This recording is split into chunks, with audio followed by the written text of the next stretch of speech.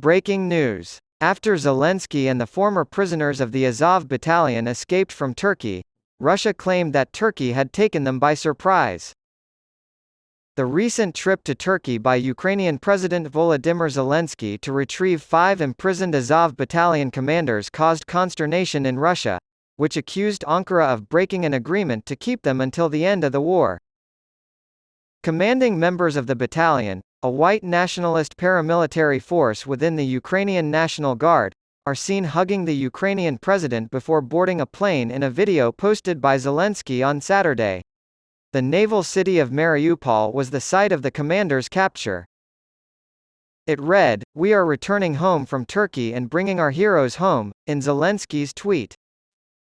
An agreement between Russia, Ukraine, and Turkey stipulated that Turkey would be responsible for keeping the prisoners within its borders, as reported by Reuters citing comments from Kremlin spokesman Dmitry Peskov to the Russian news agency RIA.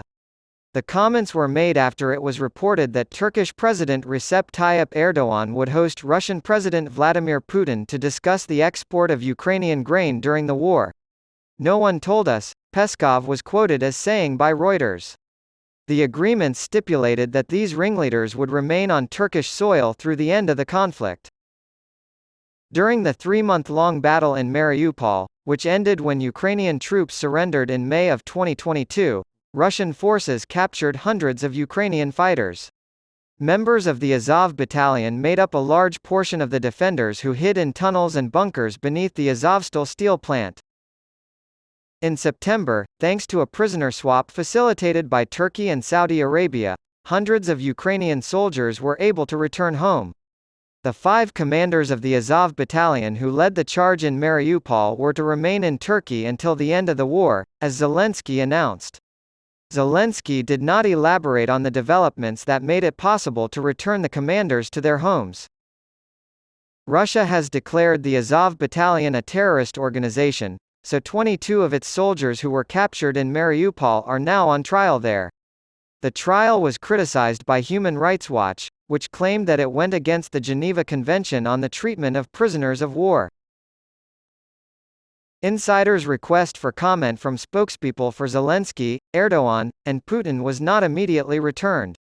Japan's plan to release treated radioactive water from its Fukushima nuclear plant has sparked widespread interest in the region, which IAEA Director General Rafael Grossi called absolutely logical on Sunday.